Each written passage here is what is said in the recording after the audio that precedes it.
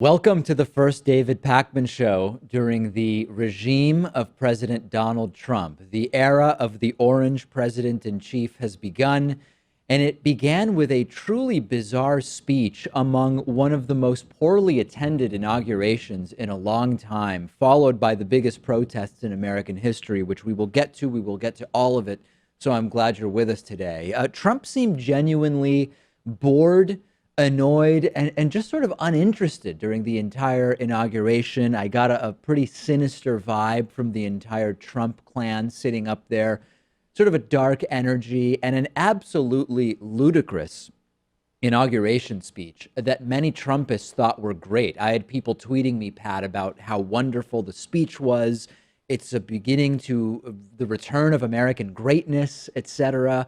I found it to be nationalistic, but in a way that was just sort of feeling around in the dark for some kind of very concocted pseudo-patriotism and really devoid of any meaning. I really just found it to be a genuinely poor speech. I mean, it was maybe 15 minutes long at the most. It sounded like he may have been able to write that himself. Yeah. Usually during inauguration speeches, there's this appeal to the people who didn't vote for you, Right, of acknowledging your place in history. He didn't do any of that. None of it. And we talked last week about how hard to believe it was that Trump was writing the speech himself.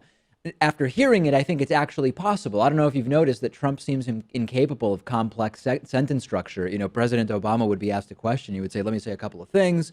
If he was asked about guns, he would first debunk the idea that he's gun grabbing and then use an analogy comparing seatbelts and the auto industry and reduction in fatality rates, real explanations. Trump, on the other hand, is President me verb noun is the way that I'm calling it, right? I make America great again. I repeal Obamacare. I build wall. Make America great again. He speaks in a way that could only appeal to someone who is incredibly unsophisticated. And if you take the speech verbatim, too, he promised to eliminate crime, gangs, Right. and disease.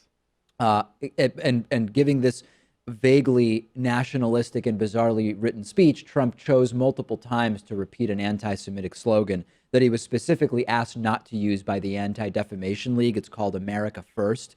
To talk about foreign policy, this is a slogan that was used by people who were warning before the U.S. got into World War II that Jewish interests, Jewish Americans were pushing the U.S. to enter the war because of their own interests coming ahead of America's interests. And the idea of America First was to sort of fight back against, quote, Jewish trickery to pull us into World War II. And the crowd went wild every time Donald Trump used the slogan. The small crowd actually liked it. Take a look at this. We assembled here today are issuing a new decree to be heard in every city, in every foreign capital, and in every hall of power. From this day forward, a new vision will govern our land. From this day forward, it's going to be only America first. America first. And I get that many people might see this as no big thing, but if you're not familiar with the history of this, this is significant. It involves Nazi sympathizer Charles Lindbergh. It plays significantly into anti-Semitic history. And this is not about Trump being anti-Semitic specifically. I know his daughter converted to Judaism because his son-in-law is Jewish, etc. But this is about who it resonates with. And we're actually going to be interviewing alt-right white separatist leader Richard Spencer, and I'll ask him about whether he likes this stuff.